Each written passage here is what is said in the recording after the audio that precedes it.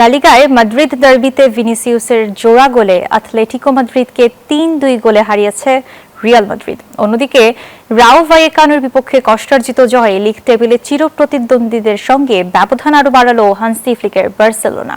আর ইপিএলে অঘটনের শিকার হয়েছে টটেনহ্যাম। গেল রাতে লা লিগার জন্য ফুটবল প্রেমীদের জন্য হাজির হয়েছিল রোমাঞ্চ নিয়ে। ঘরের মাঠে ৫ গোলের রোমাঞ্চকর মাদ্রিদ ডার্বিতে শেষ হাসি হেসেছে রিয়াল মাদ্রিদই।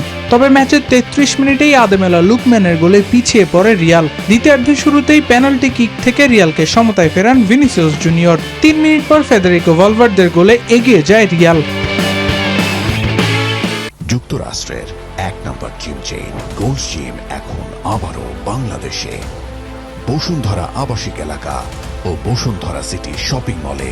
তবে সেই লিড বেশিক্ষণ স্থায়ী হয়নি। বদলি নামা মলিনার ৬৬ মিনিটের গোলে ব্যবধান ২-২ করে অ্যাটলেটিকো মাদ্রিদ। তবে ৭২ মিনিটে ভিনিসিয়াসের চমৎকার গোলে ৩-০ গোলের জয় পায় রিয়াল। আর তাতেই বার্সেলোনার সঙ্গে ব্যবধান কমালো আলভারো আরভেলোয়ার দল। অন্যদিকে লা লিগায় ঘরের মাঠে রায়ো ভায়েকানোর বিপক্ষে মাঠে নেমেছিল বার্সেলোনা। পরিসংখ্যান ও শক্তিতে এগিয়ে থাকলেও এদিন ক্যাম্প নুতে লড়াই করতে বাধ্য হয়েছে কাতালানরা। শেষ পর্যন্ত ১-০ গোলের কষ্টার্জিত জয়ে মাঠ ছেড়েছে তারা। এতে লিগ টেবিলের চিরপ্রতিদ্বন্দ্বী রিয়ালের সঙ্গে ব্যবধান আরও বাড়ালো হান্সি ফ্লিকের দল। এছাড়া ইপিএলে হারের বৃত্ত থেকে বের হতে পারছে না টটেনহাম। এবার উল্টো নটিংহ্যামের বিপক্ষে ৩-০ গোলে হেরে শেষ ৫ ম্যাচেই জয়হীন তারা। এছাড়া ভিন্ন ভিন্ন ম্যাচে জয়ের হাসি হেসেছে সান্দারল্যান্ড ও অ্যাস্টন ভিলা। আবরার আল দাইয়ান, নিউজ 24।